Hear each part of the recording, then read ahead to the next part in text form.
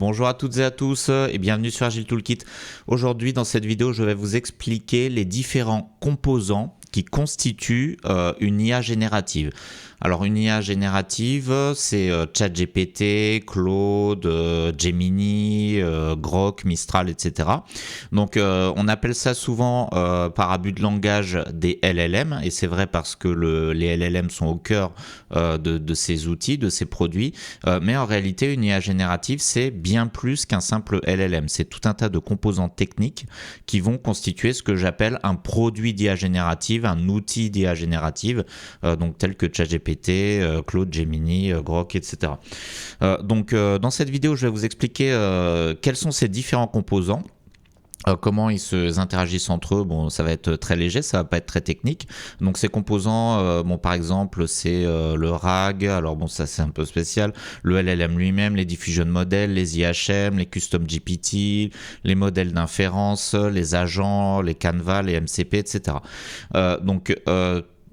Tous ces composants, qu'est-ce que ça veut dire finalement? On s'y perd. À quoi ça correspond précisément? C'est ce que je vais vous expliquer dans cette vidéo. Alors, cette vidéo, ça va être, il va pas y avoir d'agilité dedans.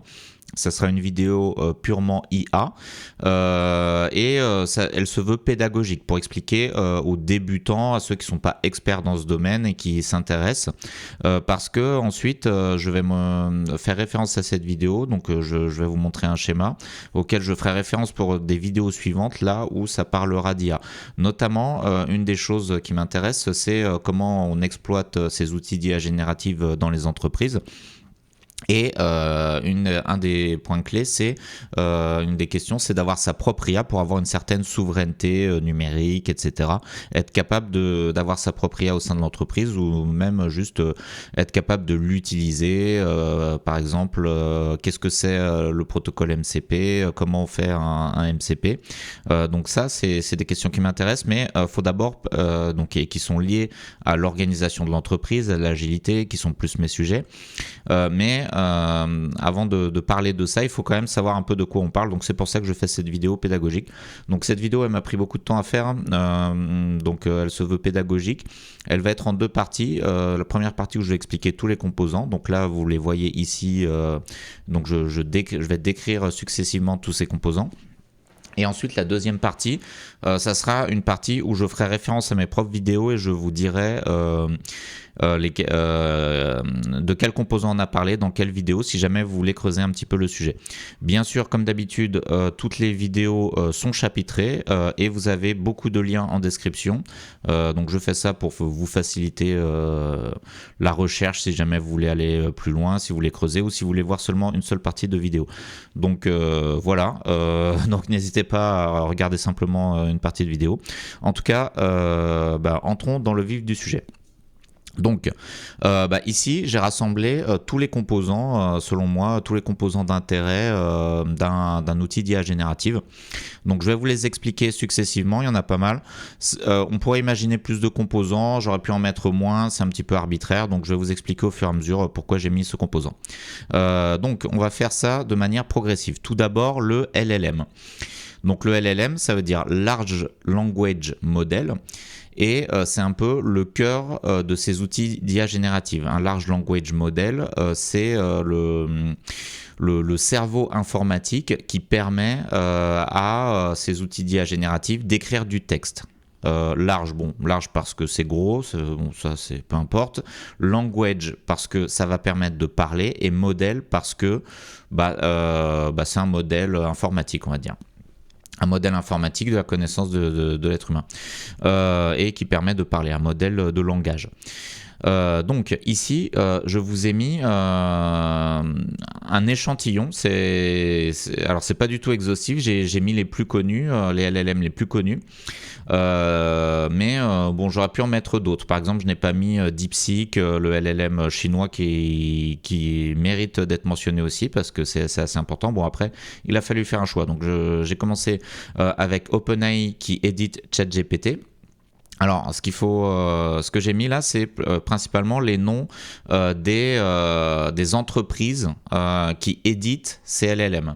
Donc, OpenAI édite ChatGPT, Anthropic édite Claude, Google édite Gemini, Mistral AI édite Mistral, Meta, donc ça c'est le nom de Facebook, édite Llama, les modèles Llama, et xAI édite Grok. xAI, c'est l'entreprise donc dans le groupe de Elon Musk qui est associé notamment au réseau social X. Donc toutes ces entreprises, elles éditent des LLM, elles fabriquent des LLM. Alors le plus connu c'est ChatGPT parce que c'est celui qui a vraiment popularisé ces outils, mais les autres sont aussi très connus. Et chaque entreprise édite des LLM avec des numéros de version successives. Alors ici j'ai mis des numéros de version qui me paraissait emblématique, mais bon, alors c'est un peu hasardeux, parce qu'en fait il y en a plein. Il y en a des dizaines pour OpenAI par exemple. Donc là, voilà, j'ai mis certains numéros de version. Donc GPT 3.5, GPT 4, GPT 4o, O ça veut dire omnimodal, non, multimodal, omni. Bon, je sais même plus. Bon, c'est le modèle multimodal. Et au mini, c'est la même chose que GPT-4o, mais en plus petit, donc en plus rapide à exécuter, mais qui donne des réponses moins intelligentes. Et GPT-5, c'est la dernière version. Et puis il y en aura d'autres. Hein. Il y aura 5.1, 6, et ainsi de suite. Donc à chaque fois, on essaye d'améliorer ce cœur des outils, des produits d'IA générative, c'est-à-dire entre guillemets le cerveau électronique, le cerveau informatique plutôt, pas électronique, qui permet de parler en fait. Hein. Large Language Model. Donc Anthropic édite Claude. Alors chez Claude, pareil, il y a un numéro de version, il y a 3, 4, et aussi il y a différentes tailles de modèles. Haiku, Sonnet et Opus. Opus c'est le plus gros, Haiku c'est le plus petit, et voilà. Donc pareil chez Google avec Gemini. Alors Gemini, il y a un numéro de version. Alors là j'ai mis que 2.5, j'aurais pu mettre le 1.5 par exemple. Et puis ils ont aussi différentes tailles comme Flash le plus petit, Pro, DeepThink, bon je connais pas exactement les différences, hein. J'ai pas étudié ça dans le détail. Moi j'utilise un peu toujours les mêmes modèles qui est le premier qu'on me donne sur les sites web. Donc un LLM par exemple, si je vais sur ChatGPT, c'est ce qui va permettre de parler. Donc là je dis juste bonjour, donc ça va me répondre, salut Michael, comment vas-tu aujourd'hui, voilà. Donc Michael, c'est le nom que j'ai demandé à l'IA de m'appeler Michael comme dans la série TVK 2000, je le dis dans chaque vidéo presque. C'est dans une série télé où il y a une intelligence artificielle dans une voiture et le héros s'appelle Michael Knight, pour la petite histoire. Donc voilà, tout ça c'est le LLM, c'est la brique de base. Donc pareil pour Meta. Alors Meta, eux ils font des LLM, mais à ma connaissance ils n'ont pas un produit grand public directement accessible.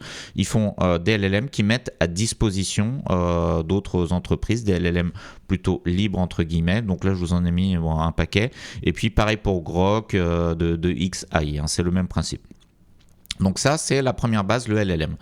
Après, la deuxième base, on reste toujours dans les modèles, c'est ce qu'on appelle les diffusion models. Alors, donc diffusion, ça c'est un terme technique, on pourrait dire les modèles de génération d'images. Ça me permet non pas de générer du texte, comme les LLM, Large Language Model, mais ça permet de générer des images. Là aussi, chaque éditeur comme OpenAI, Google a fait son propre diffusion model. Donc par exemple chez OpenAI c'est DALL-E avec des numéros de version, DALL-E 2, DALL-E 3 et puis GPT Image 1, GPT Image 1 qui est la dernière version qui permet de faire les super images avec du texte de qualité dedans, etc. Pareil pour Google. Donc là, je ne suis pas sûr vraiment de la dénomination, mais bon, il y a Imagen, c'est le nom du modèle qui est intégré à Gemini. Donc il y a plusieurs numéros de version. Et puis dernièrement, en date, il y a Nano Banana qui est sorti. Donc par exemple, si on va sur Gemini, ici, dans Outils, on clique sur Image avec Imagen. Ah ben voilà, c'est écrit. Puis on a une petite banane. Donc là, dessine-moi une image de Scrum Master. Donc là, on va parler. Mais après, c'est un modèle de génération d'images qui va générer l'image tout simplement. Donc c'est pas la même chose que le LLM, parce que le LLM lui a pour but de générer du texte, le Diffusion Model a pour but de générer des images. Et voilà, on a notre petite image de Scrum Master qui est super. Et c'était assez rapide. Donc ça, c'est chez les éditeurs connus. Ensuite, on a Stable Diffusion, qui est édité par Stability AI, et Midjourney, qui est édité par Midjourney Inc. Donc ça, c'est deux autres modèles de génération d'images assez connus, qui sont pas forcément intégrés directement dans des LLM. Alors, je les ai testés il y a longtemps, donc autant dire que je les ai pas testés parce que je me souviens plus très bien.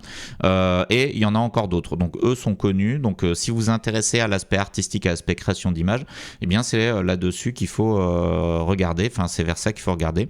Après moi personnellement je m'intéresse pas trop à la création artistique parce que c'est pas dans mon métier, c'est pas dans mes sujets d'intérêt. Je m'intéresse uniquement à générer des petites images style cartoon comme je vous ai montré juste avant pour illustrer mes slides, mes présentations. Donc je n'ai pas besoin d'avoir un modèle dédié pour faire des très belles images, des images classiques standards comme celles que propose ChatGPT ou Gemini me suffisent amplement. Donc ensuite, troisième composant, Automatic Speech Recognition Models, c'est la reconnaissance vocale. Donc c'est les modèles qui vont permettre de comprendre la voix. Donc là je suis en train de vous parler, je pourrais très bien parler dans une IA. Donc là les plus connus c'est Google, alors c'est pas Google, c'est OpenAI, donc c'est les mieux avec ChatGPT, ensuite Google et ensuite le chat de Mistral. Par exemple, on va aller sur le chat de Mistral pour tester.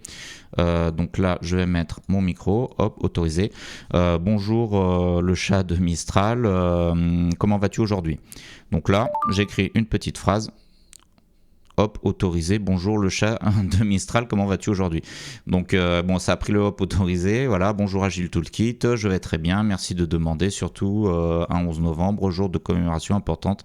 Effectivement, je fais ça un jour férié, bien sûr, donc pour vous offrir ce contenu, je travaille les jours fériés.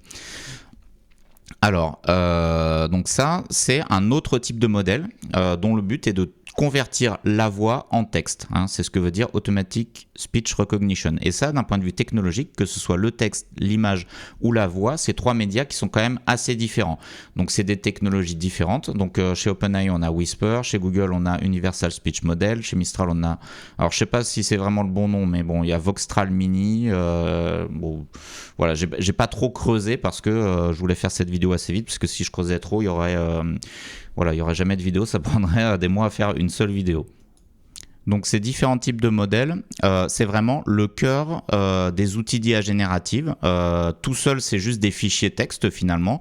C'est entre guillemets des réseaux de neurones. C'est plus compliqué que ça, mais c'est ce qu'on appelle aussi pour les LLM ou pour les diffusion models, je sais pas, pour les speech recognition, les fichiers de poids. Donc voilà, c'est des fichiers qui représentent, qui sont des modèles, quoi, tout simplement. Mais seul, on ne peut rien en faire. Ça serait juste des fichiers texte qu'il faut lire, qu'on pourrait lire. Donc, pour pouvoir les faire fonctionner, il faut ce qu'on appelle des moteurs d'inférence. Donc, un moteur d'inférence, c'est un logiciel qui va prendre ces modèles et qui va, à partir d'un input, donc ça va être par exemple une phrase si je demande quelque chose à un LLM. Ça va aussi être une phrase si je demande quelque chose à un diffusion model, ou ça va être un enregistrement audio si je veux faire du speech to text. Donc à partir d'un input, le moteur d'inférence va utiliser les LLM pour... Oups, pardon, j'ai cliqué sur la suite. Donc le moteur d'inférence va utiliser les LLM pour produire la réponse à partir de ce LLM et de la question qui a été posée. Donc les moteurs d'inférence, là j'ai mis une grande case unique. Alors non pas que c'est plus important, bon en réalité si on n'avait pas de moteur d'inférence on n'irait pas bien loin, mais voilà, donc j'ai voulu séparer en trois colonnes. Donc sur la partie gauche qu'on va voir juste après, ça sera les options, les trucs en plus, au milieu le moteur d'inférence et ensuite les modèles. En réalité, j'aurais pu mettre plusieurs moteurs d'inférence parce que y en a certainement un pour chaque type de modèle. J'ai mis moteur d'inférence avec un S, voilà, on comprend l'idée. Donc ça, c'est vraiment des logiciels qui vont permettre d'utiliser un LLM. Donc sans ça, on ne peut pas vraiment utiliser un LLM, c'est juste un fichier. Avec un moteur d'inférence, c'est bon, on peut utiliser un LLM. Voilà, dans une autre vidéo, j'avais fait l'analogie avec les modèles, c'est le moteur de la voiture, et le moteur d'inférence, c'est la carrosserie, tout ce qui va autour, tout ce qui permet d'exploiter le moteur de la voiture. Alors attention à la confusion, parce que là c'est écrit moteur, bon voilà, c'est une analogie un peu tirée par les cheveux, mais j'en reparlerai plus tard. Donc chaque produit d'IA générative comporte son propre moteur d'inférence. S'il n'y avait pas de moteur d'inférence, je ne pourrais pas utiliser ChatGPT. Donc d'ailleurs, j'ai dit qu'il y avait plusieurs versions de modèles dans la version précédente. Ici, on peut voir tous les modèles à disposition. Donc ChatGPT 4o, ChatGPT 4.1, O3, O3 mini. Donc suivant les époques et suivant les plans payants ou non, on peut avoir plus ou moins de modèles. Donc voilà. Donc ça c'est pour les moteurs d'inférence. Alors chaque éditeur, comme je l'ai dit, chaque grand produit d'IA générative a son propre moteur d'inférence intégré, sinon on ne pourrait pas l'utiliser. Il y a aussi des moteurs d'inférence spécifiques, indépendants. Donc on peut avoir juste le logiciel du moteur d'inférence, comme par exemple Oyama, que j'ai présenté déjà sur la chaîne. Donc c'est un outil qui permet d'exécuter des LLM. Et donc, quand on installe Oyama, on le télécharge sur son ordinateur et on va pouvoir télécharger différents modèles, des modèles gratuits, des modèles libres auprès de différents fournisseurs, et on va pouvoir installer sur son ordinateur différents modèles pour les tester. Par exemple, ici sur la page GitHub d'Oyama, vous avez un tableau avec tous les modèles que vous pouvez tester avec Oyama. Et Oyama, c'est principalement un moteur d'inférence.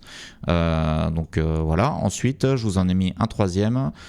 Un deuxième et un troisième, LM Studio, qui est un autre outil qui contient un moteur d'inférence notamment, et Yama.cpp, qui est un moteur d'inférence aussi qui va permettre d'exécuter des modèles. Donc voilà. Alors là j'ai mis plus d'infos, bon je sais pas pourquoi, mais sur cette page j'ai voulu rechercher davantage d'informations. Donc j'ai fait une petite question à ChatGPT, je lui ai demandé est-ce qu'il y a d'autres moteurs d'inférence qu'Oyama que je peux installer moi-même sur mon PC. Donc là il m'a fait une réponse assez complète. Je les ai pas tous mis, j'ai mis que ceux que je connais vaguement, LM Studio et Yama.cpp. Les autres je ne les connais pas, ça mériterait d'être testé. Je vous mettrai le lien de cette conversation en commentaire si jamais vous voulez avoir ces infos sans avoir à faire vous-même votre propre recherche. Donc le moteur d'inférence c'est vraiment essentiel. Voilà. Et si on a un LLM si on a au moins un modèle et un moteur d'inférence, eh bien on a un outil d'IA générative rudimentaire et on peut poser des questions, demander des choses à l'IA et faire tout un tas de choses. Et donc là, on a déjà un produit avec un modèle et un moteur d'inférence. C'est le minimum vital pour être utilisé. Mais si on a ça, on a quelque chose de vraiment très rudimentaire, extrêmement simple. Donc en général, on veut des options, des choses plus compliquées, plus sophistiquées. Donc notamment Oyama, dans sa version de base, c'est en mode ligne de commande. Donc je l'avais montré dans une autre vidéo, donc c'est vraiment très basique. Dans un terminal. Donc en général on veut des choses plus compliquées. La première des choses qu'on veut c'est une interface utilisateur. Interface utilisateur, la plupart du temps, même quasi exclusivement, ça sera un site web, une interface web dans laquelle on va pouvoir chatter. Donc il y a une interface utilisateur pour chaque éditeur de LLM. Donc là je vous ai remis les différents éditeurs de LLM et en fait je les ai déjà ouverts. Donc pour ChatGPT, eh bien c'est ça. Donc là je vais fermer ça, on n'en a plus besoin. ChatGPT, donc vous connaissez. D'ailleurs, voilà, je pense que c'est eux qui ont popularisé ce genre d'interface. Claude, c'est la même chose. Gemini, c'est aussi la même chose. Et en fait, c'est tous la même chose. Donc, ça correspond à une zone de texte dans laquelle on peut poser des questions. Et sur le côté, on va avoir un historique et tout un tas d'options. Donc, je ne vais pas en parler parce que voilà, je reste sur l'interface de base. Et on a ici la possibilité de poser des questions. Par exemple, bonjour Grok, comment vas-tu? Il faut d'abord que je mette ça. Bonjour Grok, comment vas-tu? Bonjour, je vais très bien, merci. Et Voilà. toi? là on voit que Grok nous répond carrément en parlant, je ne sais pas si vous l'entendez dans la vidéo. Donc en gros l'interface, ça va être le site web sur lequel on va parler à l'IA et ils ont plus ou moins tous la même interface. Donc c'est intégré à chaque produit d'IA générative. On a aussi des interfaces libres comme OpenWebUI. Donc c'est spécifiquement une interface que vous allez pouvoir brancher entre guillemets sur un LLM et son moteur d'inférence. Donc avec OpenWebUI par exemple, vous allez pouvoir le brancher à Oyama, un Oyama installé sur votre ordinateur. Oyama qui est un modèle d'inférence. Donc vous l'installez sur votre ordinateur, vous installez OpenWebUI en tant qu'interface. Bon là je ne l'ai pas installé sur cet ordi, on fera des vidéos dessus prochainement. LM Studio également. LM Studio contient un moteur d'inférence et aussi une interface utilisateur. Et j'aurais pu mettre aussi Oyama lui-même qui propose maintenant une interface utilisateur. Alors je sais pas si c'est du web ou du client lourd, je me souviens plus, mais bon on l'a vu dans une vidéo, donc c'est pas uniquement en ligne de commande. Donc voilà, donc ça ce sont des interfaces qui nous permettent d'utiliser un LLM d'une manière plus confortable et notamment d'intégrer tout un tas d'options. Par exemple, intégrer à la fois la partie textuelle, la partie image et la partie son. Donc à l'intérieur d'une même interface unique pour que tout soit fluide et cohérent. Donc ça, c'est les interfaces utilisateurs qu'on peut résumer en disant que c'est le site web qui permet d'utiliser l'IA d'une manière confortable. Ensuite, j'ai mis une deuxième option. Cette deuxième option supplémentaire, c'est ce qu'on appelle le Canva. Alors le Canva, c'est le mode d'édition qui permet d'éditer en même temps d'éditer dans l'interface utilisateur ce qu'a produit l'IA. Par exemple, on va demander fais-moi une checklist d'outils, une checklist de choses à vérifier avant un PI planning, une checklist synthétique. Donc là, je vais demander une checklist STP, toujours être poli avec l'IA, à ChatGPT 5. Donc j'espère que ça va aller assez vite parce que j'ai demandé quelque chose de synthétique. Donc voilà, j'ai ma checklist. Après, donc une checklist quand même assez complète. J'ai demandé quelque chose de synthétique, mais c'est assez complet. Et après, je vais pouvoir lui demander de l'ouvrir dans un Canva. Ouvre cette checklist dans un Canva. Donc là, ça va l'ouvrir dans le mode édition qui est intégré à l'interface de ChatGPT. Je vais vous expliquer pourquoi juste après. Alors voilà, c'est en train de le faire. Alors est-ce que ça modifie la checklist? Apparemment. Alors là, c'est raté. Modifier, pourquoi c'est raté? Parce qu'il manque tout un tas de choses. Donc c'est pas ce que je voulais. C'est pas grave. Alors est-ce qu'on peut l'ouvrir directement depuis ici? Tac. Bon, en fait, je ne m'en sers pas trop de ce mode Canva, mais ouvre la checklist complète que tu as générée plus tôt dans un Canva. Bon. Là, c'est un peu raté pour la démo, mais c'est pas grave. Je vais vous le montrer par exemple avec le chat, par exemple. Voilà. Hop. Donc je crois que normalement on a des boutons pour aller directement en mode Canva. Là je lui ai demandé de le faire. Bon bah là on voit que ça ne marche pas. Donc voici, ça ne fait pas ce que je voulais. Donc je vais aller dans un nouveau prompt. Hop. Et ouvre là dans un Canva. Alors, petit intermède, petit effet démo, hein. Mais bien sûr je fais toujours une démo, je fais toujours des démos live. Alors c'est marrant parce que on dirait qu'il y a un problème, à mettre les points de la checklist. Donc là je clique sur modifier. Non, bah c'est pas ça. Là ici j'ai une checklist. Alors on va ouvrir cette checklist dans un Canva. Décidément, j'espère que ça va marcher avec Mistral. Alors, sachant que j'ai jamais utilisé la feature de Canva dans Mistral, checklist planning, bon, non. Rechercher comment on ouvre le Canva. Voilà, Canva. Ah, j'avais pas coché. J'avais pas coché cette case. Alors, on va refaire. Et ouvre-la dans un Canva. Donc, je vais vous expliquer dans un instant pourquoi c'est important cette fonctionnalité de Canva. Alors là, bah, du coup, c'est décevant pour ChatGPT. On fera une vidéo spéciale sur le sujet Canva. Voilà, donc ici, j'ai ma checklist dans Mistral. Préparation, objectif du PI défini et communiqué, backlog priorisé, etc. Alors pourquoi le Canva c'est important? Parce que quand l'IA va nous produire quelque chose, comme par exemple ici une checklist sur l'agilité, ça va jamais correspondre parfaitement à nos attentes. Sauf si on a des attentes assez faibles ou si on n'y connaît rien et qu'on veut juste n'importe quelle version. Si on a des attentes assez précises et qu'on sait à peu près ce qu'on veut mais qu'on va être aidé par l'IA, on va devoir éditer. Donc objectif du PI défini et communiqué, backlog priorisé, epic feature, etc. Disponibilité des équipes confirmées. Bon, là, je pourrais très bien avoir envie de supprimer des points, par exemple. Objectif défini et communiqué.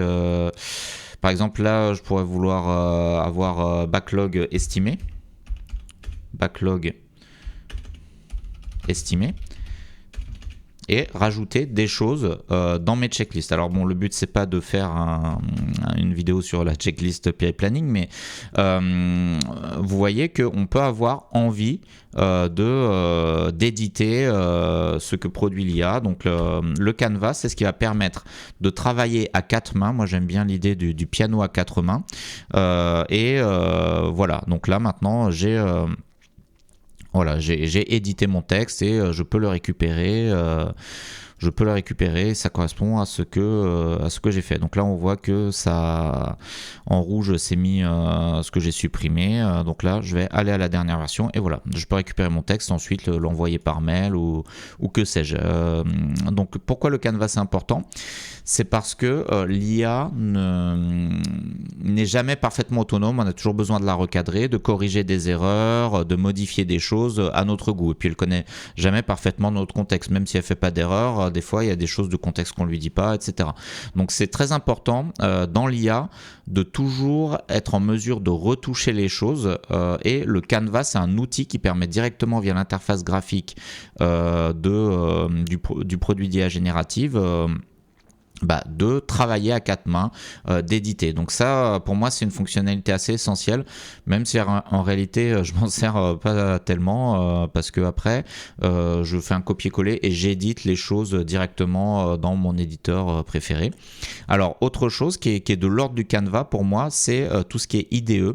Donc, par exemple, si on a Visual Studio Code, là, on va être dans l'IDE dans un outil traditionnel et avoir sur le côté un LLM auquel on va pouvoir poser des questions et on va pouvoir demander au LLM là d'écrire dans notre code à nous qu'on a produit.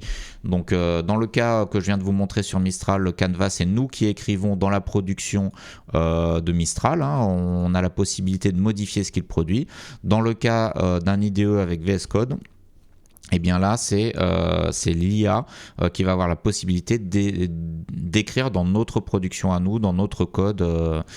Voilà, donc, mais dans tous les cas, l'idée à retenir, c'est que c'est de travailler à quatre mains, comme faire du piano à quatre mains, de manière à avoir à la fois le point de vue de l'être humain qui connaît la situation, qui sait ce qu'il veut, et à la fois l'IA qui va être capable de nous générer des tas de choses, de nous faire gagner du temps. Donc ça, finalement, ces deux choses-là, je ressemble ça sous un seul niveau, c'est interface utilisateur. Donc c'est ce qui va permettre à un être humain de communiquer à une machine. Donc en parlant ou en écrivant, voilà. Donc ça, c'est des options vraiment essentielles. Si on a juste le moteur d'inférence, on va juste avoir un mode texte très basique, mais bien sûr, on veut des interfaces utilisateurs plus sophistiquées. Ensuite, autre option, ça va être une API. Alors, qu'est-ce que c'est une API? J'ai fait des vidéos spéciales là-dessus. Je ne vais pas rentrer dans le détail ici, mais c'est quelque chose qui va permettre à d'autres logiciels informatiques qui ne sont pas des LLM, qui ne sont pas des IA génératives, ça va permettre d'utiliser dans un autre logiciel une IA générative en faisant ce qu'on appelle des calls API. C'est une option telle que votre IA générative, elle va exposer ce qu'on appelle une API, par exemple une API REST, et d'autres logiciels vont pouvoir faire des appels à cette IA. Donc ça, c'est un outil technique qui va permettre à des programmes informatiques ou d'autres machines d'utiliser une IA. Donc par exemple, on va faire une question, souvent le format qui est choisi c'est en JSON ou JSON, et l'IA va répondre aussi dans un format informatique JSON sa question. Donc l'autre programme pourra utiliser un LLM ou un diffusion model ou un automatic speech recognition model. Donc ça, par exemple, Oyama, donc le moteur d'inférence Oyama expose une API par défaut sur votre ordinateur local. Donc ce qui vous permet de brancher Oyama à d'autres outils comme par exemple OpenWebUI. Voilà. Donc je ne vais pas rentrer trop dans les détails techniques. Dans la suite de la vidéo, je vous parle de mes vidéos qui parlent de chacun des sujets spécifiques. Donc si vous voulez rentrer dans les détails, vous pourrez regarder la deuxième partie de vidéo. Ensuite, autre chose, c'est les connecteurs. Alors, j'utilise ce terme connecteur un peu générique pour désigner tout ce qui va permettre à un LLM de se connecter à d'autres outils externes. Donc, dans le cas des API, c'est un programme classique, traditionnel qui va pouvoir se connecter à une IA.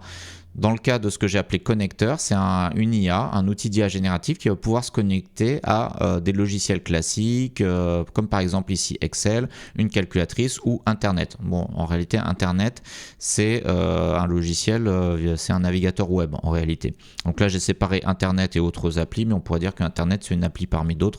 C'est un navigateur web par exemple. Donc ça, par exemple, ça va être tout ce qui va tourner autour du protocole MCP. Donc là aussi, j'en ai pas parlé sur la chaîne, j'en parlerai certainement dans des vidéos futures. Donc ça, c'est une option. Est-ce que votre produit d'IA générative prend en charge ces protocoles MCP et est-ce qu'on va pouvoir facilement connecter d'autres outils externes à notre IA générative de manière à ce que cette IA générative puisse utiliser des outils plus précis, plus puissants que ce qu'est capable de faire directement le LLM. Donc ça, voilà, c'est encore une option supplémentaire. Ensuite, j'ai rajouté une option, le RAG, Retrieval Augmented Generation. Bon, désolé pour l'accent anglais. Donc ça, c'est une technique, une technologie qui va permettre d'associer à notre IA générative un corpus de documents, par exemple des documents d'entreprise, un ensemble de documents qu'on va vouloir utiliser avec notre LLM. Par exemple, imaginez que vous êtes sur un gros projet d'informatique qui est développé depuis des années, il y a une énorme documentation où il y a des pages Confluence et tout un historique depuis 10 ans avec tout un tas de documents. Ces documents-là, en fait, on va les passer à une moulinette, on va les indexer et les transformer d'une manière à ce que notre LLM puisse l'utiliser. Alors c'est quelque chose qui vient en plus du LLM. Là, l'image est peut-être un peu trop meuse parce que ça va pas rentrer directement dans le LLM, ça va rester à côté. Les documents sont mis sous un format de telle manière à ce qu'ils puissent être exploités par le LLM d'une certaine manière. Mais c'est une brique en plus du LLM, c'est pas du fine tuning, on va pas modifier le LLM. Mais on va simplement ajouter une base documentaire sur les côtés. Donc voilà, ça c'est quelque chose d'assez important pour les entreprises parce que tout le monde a des bases documentaires legacy, donc comment on dit legacy en français, historiques, des bases documentaires historiques qui peuvent parler du logiciel, de toute l'histoire de l'entreprise, etc. Et qu'on aurait envie d'exploiter avec un outil d'IA générative. Et bien pour ça, c'est la technologie RAG qui peut être utilisé. Donc ensuite, autre sujet, les custom GPTs. Donc un custom GPT, c'est un prompt qui va être sauvegardé et qui va être paramétrable et qu'on pourra utiliser comme un programme informatique à la sauce IA, un programme informatique qui s'appuie sur un LLM. Donc un custom GPTs, donc on a ça dans ChatGPT, j'en ai parlé à de nombreuses reprises sur la chaîne. Donc par exemple ici j'ai mon custom GPT pour faire les templates de rétrospective. Alors j'ai cliqué dessus, pourquoi ça ne s'affiche pas? Voilà, ça s'affiche. Donc là, je mets juste un mot, speedboat, ah ben, j'ai mis $étoile, je tape vraiment très mal. Je peux cliquer sur modifier le GPT. Ah bon, on va attendre que le dessin soit... Donc là, ça m'écrit un template de Retro Speedboat. Oui, je souhaite que... Donc je vais ouvrir une autre fenêtre. Hop, là je vais dans mon custom GPT et je vais l'éditer. Donc pour vous montrer, éditer, modifier le GPT. Pour vous montrer que c'est un prompt sauvegardé et paramétrable dans une certaine mesure. Donc c'est comme un programme informatique, sauf que le programme informatique s'appuie sur l'intelligence artificielle. Voilà. Donc là ici vous avez les instructions. Donc c'est assez simple, hein, c'est vraiment très simple. Je l'avais présenté dans une vidéo. Vous avez la même chose avec Gemini qui s'appelle les gems. Et vous avez la même chose avec Mistral via les agents. Bon, ça, je ne vais pas rentrer dans les détails et juste après, on va parler des agents. Donc ça, bon, finalement, c'est assez simple. C'est juste la possibilité de sauvegarder des prompts dans l'interface utilisateur. Moi, je pense que c'est plus intéressant qu'il n'y paraît parce que ça permet de faire en sorte que ces outils d'IA générative CLLM soient comme des véritables... alors, ça permet aux gens de programmer entre guillemets leur LLM via des prompts sauvegardés. Donc un GPT custom ou une gem de Gemini, c'est un peu comme un petit programme informatique pour les néophytes, pour les non-programmeurs.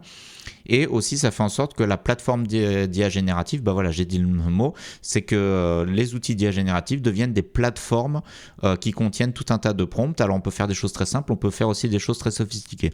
Donc, ça devient comme une plateforme d'application, comme un store d'applications sur Android ou sur iOS par exemple. Donc à mon avis c'est une feature intéressante à considérer, même si techniquement c'est pas extraordinaire je pense, mais voilà, donc ça on en a déjà parlé sur la chaîne. Enfin, la dernière partie, la dernière fonctionnalité, c'est les agents. Alors, les agents, beaucoup de gens en parlent. Nous, on n'en a pas encore parlé sur la chaîne. C'est la première fois, je pense, que je prononce le mot sur la chaîne. Donc, les agents, ça va être comme un GPT custom, mais survitaminé. C'est-à-dire que ça va être un prompt, entre guillemets, qui va avoir une certaine autonomie. Donc, il va pouvoir agir pendant longtemps, pendant des minutes, des heures. Ça va pas être juste question-réponse, il va pouvoir agir à partir d'une intention, d'un but qu'on lui donne. Et l'agent va être capable de planifier des choses en plusieurs étapes. Donc, je sais pas, je lui dis, par exemple, si je demandais à un agent qui fait des rapports, je lui dirais fais-moi un rapport sur l'état de l'agilité dans le monde au 21e siècle. Et ben, il pourrait planifier différentes étapes. Par exemple, je dois récupérer des documents, ensuite je dois analyser les documents, synthétiser, etc. Donc l'agent serait autonome et il peut aussi effectuer des actions. Donc il va pouvoir utiliser des outils pour fabriquer des choses. Par exemple, si je veux fabriquer un rapport, il va pouvoir me générer un PDF en utilisant des outils externes. Donc ça, c'est la version la plus sophistiquée. Donc on imagine l'IA comme une sorte d'assistant, mais pas juste qui fait des questions-réponses, mais qui va pouvoir nous faire un travail complet, sophistiqué et qui dure un certain temps. Ça, j'en ai pas parlé sur la chaîne, mais là aussi, c'est quelque chose d'assez intéressant qui mériterait d'être creusé. Donc, bon, moi, pour l'instant, je suis resté juste au niveau du GPT Custom. Voilà, donc ici, j'ai mon template de Retro Speedboat, bon, qui a des erreurs, comme souvent, mais voilà, vous avez l'idée. Alors, voilà, donc là, on est au bout des composants. Je ne vais pas aller plus loin dans les explications parce que chacun des composants mériterait des vidéos complètes pendant des heures et des heures si on voulait vraiment rentrer dans les détails. Donc voilà, ce schéma, et moi je vais me baser dessus. Donc ce schéma que j'ai créé et que je vous montre dans cette vidéo, je vais me baser dessus dans d'autres vidéos, dans toutes les autres vidéos. Je reprends ici ma petite analogie. Donc, pourquoi j'ai séparé ça en 3 colonnes? Parce que le LLM, ça va être ce qui correspond au moteur de notre produit d'IA générative. Le moteur d'inférence, ça va être une carrosserie minimale. Donc là, j'ai mis une sorte de petite carte. Donc, si vous avez juste un moteur, vous ne pouvez pas rouler. Ensuite, il vous faut un minimum une carrosserie, un châssis, des 4 roues, un volant et de quoi pouvoir utiliser votre moteur. Donc ça va être le moteur d'inférence qui va être être la voiture minimum. Et après, vous avez toutes les options qui vous vont transformer votre voiture de base en ici une voiture luxueuse, une Rolls. Si vous avez toutes les options, vous avez la Rolls des IA génératives. Donc c'est pour ça que j'ai séparé ça en 3 colonnes successives comme ça. Donc, comme je le disais avant, chaque sujet mériterait des heures et des heures de vidéo. Il y a même des chaînes entières consacrées à tel ou tel sujet. Alors, sur la chaîne, j'ai traité pas mal de vidéos. Donc maintenant, si jamais vous voulez aller plus loin, si vous êtes encore ici, je vais faire un petit peu de pub. Mais alors, le but, c'est pas de faire de la pub, c'est pas de vous faire voir des vidéos. Mais je conçois toute cette chaîne comme une sorte de chaîne pédagogique. C'est l'idée Toolkit. Je donne aux gens ce qui m'intéresse et le résultat de mes découvertes, on va dire. Donc si vous voulez aller plus loin, bien sûr, ça sera avec grand plaisir que je vous conseillerai ces vidéos. Et en fait, dans toutes mes vidéos, il y a souvent un ordre logique. J'essaye souvent d'annoncer les ordres vidéo, un peu comme un site de formation. D'ailleurs, je vous rappelle que j'ai un site qui rassemble les vidéos et qui les organise un peu. Je ne l'ai pas mis à jour tellement, mais ici, donc vous avez ce site où les vidéos sont organisées par thème. Donc c'est vraiment un peu comme un site de formation, même si c'est entièrement gratuit, bien évidemment. Donc n'hésitez pas si jamais ça vous intéresse de creuser tout ça. En tout cas, je vais vous parler de chacun des composants, alors comment ils ont été traités sur la chaîne. Donc les LLM, alors les LLM c'est ce qu'on a testé le plus parce qu'on a posé des tas de questions d'agilité. Donc on a testé énormément de LLM, il y a beaucoup de vidéos, il y a plusieurs questions d'agilité, des questions pièges pour voir si l'IA est assez intelligente pour ne pas tomber dans certains pièges, des questions faciles, puis on a testé toutes les IA, ChatGPT, Claude, Gemini, Grok, Perplexity, j'en ai pas encore parlé dans cette vidéo, DeepSeek, le modèle chinois, Mistral, le modèle français, et des modèles libres comme les LLM de Facebook, Llama, par exemple ici Llama 3.3, Llama 3.2 et aussi GPT-OSS, le modèle libre d'OpenAI. Donc là, si vous voulez en savoir plus là-dessus, n'hésitez pas. D'ailleurs, j'ai aussi ma page qui sera dans la description, le benchmark entre guillemets des IA par rapport à des questions d'agilité. Vous avez des notes, par exemple sur les questions d'agilité, on voit que c'est Grok qui a eu les meilleures notes. On refera d'autres tests bien sûr sur la chaîne. C'est intéressant parce qu'on parle d'agilité et on voit si l'IA elle est forte en agilité ou pas, pour répondre à des questions du moins. Ensuite, pour la génération d'images, là aussi, on a utilisé pas mal de modèles pour générer des templates de rétrospective. Ça a été le grand sujet, générer des templates de rétrospective. Donc, vous avez ces 4 vidéos-là. Il n'y a que ChatGPT qui est capable de faire quelque chose de bien. Éventuellement, Claude, pour les autres, c'est un peu raté. Mais si vous voulez en savoir plus, n'hésitez pas à consulter ces vidéos. Pour l'Automatic Speech Recognition Model, je l'ai fait un peu dans cette vidéo, mais la plus intéressante, c'est ici où j'ai testé toutes les IA.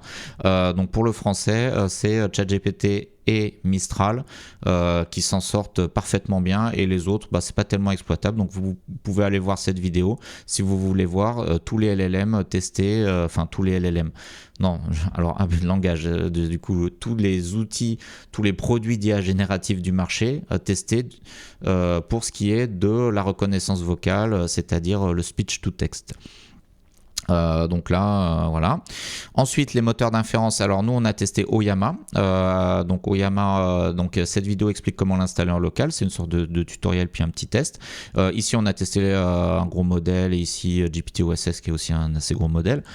Donc voilà, je ne vais pas entrer dans les détails, c'est assez simple, mais on en testera d'autres. Ensuite, l'interface utilisateur, toutes les vidéos IA de la chaîne testent les interfaces utilisateurs, parce que sans interface utilisateur, on ne pourrait pas aller bien loin. Le concept de Canva, là, que je vous ai montré péniblement avec des bugs, en réalité, je ne l'ai jamais testé sur la chaîne, j'ai fait aucune vidéo, peut-être on fera des vidéos dessus. Les API, le principe d'API, là, j'ai fait 3 vidéos dessus, surtout 2, qui sont assez pédagogiques, qui expliquent. Et puis cette vidéo, à mon avis, c'est la vidéo la plus intéressante sur l'IA de toute la chaîne. Elle explique vraiment en quoi l'IA est un nouveau paradigme de programmation, et le concept d'API est important dedans. Donc je vous conseille d'aller la voir. Ensuite, les connecteurs, bah pareil. Là, on n'a pas vraiment parlé des connecteurs. Là, c'est un peu abusif de mettre ça, mais là aussi, ça parle du concept, donc en soi, comment on interface l'IA avec des programmes classiques. Et donc ça, c'est vraiment important à comprendre, je pense. On n'a pas traité le sujet du RAG, les custom GPTs, un de mes sujets que j'aime bien. Donc là, on a plusieurs vidéos, notamment on a fait l'usine à rétro que je vous ai montré tout à l'heure. Les agents, on n'en a pas encore parlé, c'est un vaste sujet. Donc je ne sais pas quand est-ce qu'on en parlera sur la chaîne. Voilà, donc c'est tout ce que je voulais vous dire dans cette vidéo.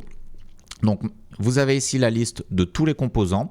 Cette vidéo, j'y ferai référence dans d'autres vidéos parce que chacun des sujets, finalement, on va les creuser un peu plus pour nos besoins et notamment pour nos besoins d'agilité. Donc dans des vidéos, par exemple, quand on voudra connecter un Trello ou un Jira à un LLM, par exemple si je veux utiliser Trello avec ChatGPT, je vous parlerai du sujet connecteur ou du sujet API.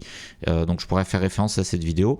Et puis pour vous, si vous connaissiez pas encore ces termes, j'espère que j'ai été assez clair parce que c'est vrai que c'est pas très simple. Il y en a un peu dans tous les sens, donc j'ai essayé de structurer tout ça pour que ce soit le plus pédagogique possible. Et puis j'espère que vous avez appris des choses. N'hésitez pas à me le dire en commentaire ou à me mettre un petit like, ça fait toujours plaisir. En attendant, je vous remercie pour votre attention et je vous dis à très bientôt pour de prochaines vidéos.